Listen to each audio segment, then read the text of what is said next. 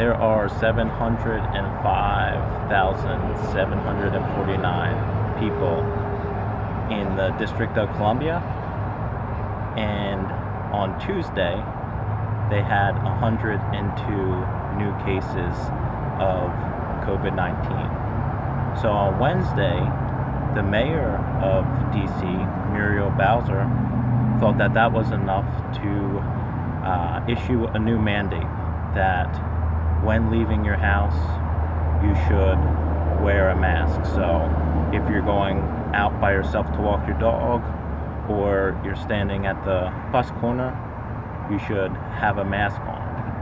So for the first, couple months of the pandemic, they got you to stay inside, and you went crazy. And now, when you go outside, you can't even have a breath of fresh air. So, the reasoning behind this was that even at the peak of their cases, they were only seeing around 40 new cases per day, something like that. I was having trouble following, and now there's 102. They didn't mention that at the peak of the cases, the testing was so poor that they didn't even record how many tests were being administered.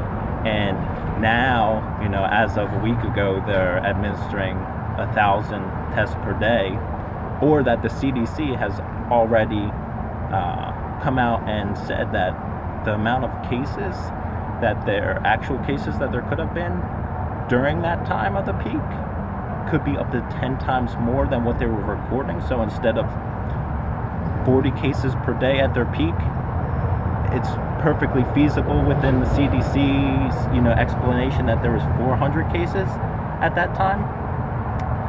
But I don't really want to go into those things. I've already talked about those things a little bit. I want to take another step into her briefing about this new mandate. There was a good-hearted reporter of DC who wanted to press a little bit deeper, because maybe he didn't think mandating that everyone should wear masks at all times when they're outside was enough. He said, "Muriel Bowser, do you think maybe you entered phase 2 too soon?" And she said, "No, I don't think we entered phase 2 too soon." He said, "But don't you think maybe eating indoors was part of the reason that you see an increase?" Because they were specifically talking about a dramatic increase in people that were ages 22 to 40, somewhere around there, So was it perhaps the eating indoors? And she had the audacity to say that from the data that we've collected, it's inconclusive that eating indoors is the cause of the increase. So did you catch what happened in this briefing? In one breath, she's saying, it's dangerous enough to go walk your dog outside by yourself because you don't know that you'll be able to maintain 3 to 6 feet of social distance between people that are around you, or to stand on the corner waiting for a bus, that you should wear a mask at all times. And then in the next breath, she says, in an indoor setting, eating inside with no mask, it's not conclusive that has been the cause of the current spread. So I would like to hear someone's explanation of those two things. It doesn't make any sense. To me, she is either lying or she's not fit to govern a group of 50 or more people. She's not worried about the people gathering on Black Lives Matter Boulevard that she created in groups of larger than 50. She's not worried about the protests that she participated in, walking for the Black Lives Matter movement, a month ago, and doesn't think that had anything to do with the increase of the spread. She's worried about John walking 3/10 of a mile to the metro while not wearing a mask. It is so dangerous for me to do that because I could cause, spread to others, that I should wear a mask at all times, not just when I get into the metro, which I do because it's a business and I want to use their services, and that's their rule. So you can be now fined up to $1,000 for, sitting under a tree in a park reading a book without a mask, all because you're not certain that you'll be able to maintain 3 to 6 feet of social distancing. There's no scientific, no studies or evidence that says that it spreads outside by, droplets. So we're not basing these ideas on science anymore. They just said it's simply possible. And all the studies are indoors about spread by the aerosolization of droplets and them being in the air. Those are all indoor studies. Not one single one that I found is an outdoor. And there's not, there's 15 million cases in the world of COVID-19.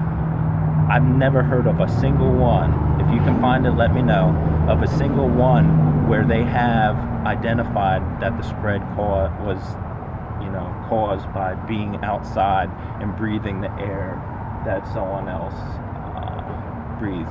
There'll never be a study because it's impossible to do that study because it's super unlikely, it's very unlikely, almost impossible that it will spread outside by air droplets.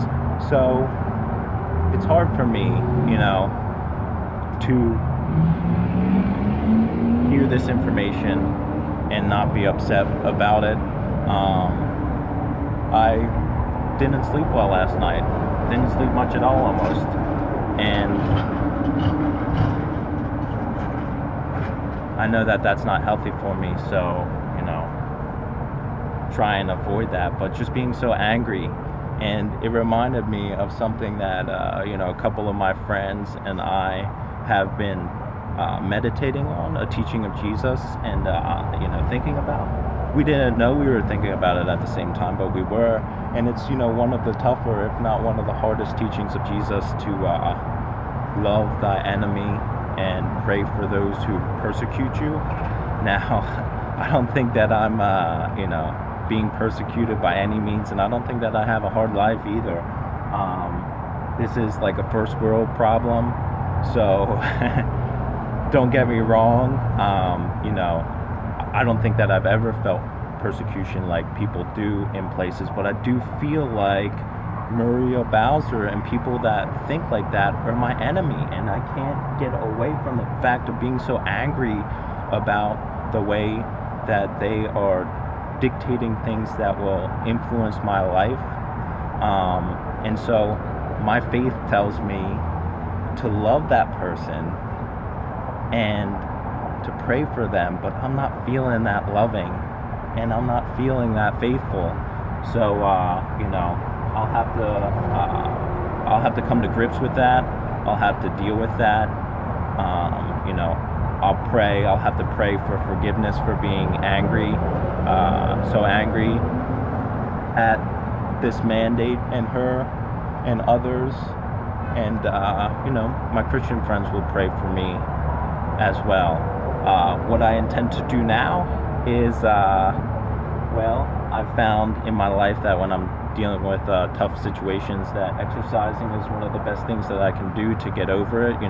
Exerting my body to a point where my thoughts and things kind of get pushed aside. So one of the caveats of the mask rule is if you're outside doing like exhaustive exercise or whatever you want to call it, you don't have to wear a mask if you can stay away from people.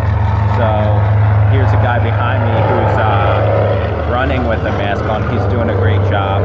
I am unfortunately not as great of a person, but I'm gonna bike over to Virginia, so hopefully I can get over there quick enough that no one will bother me, and I won't wear a mask, and I won't get into close contact.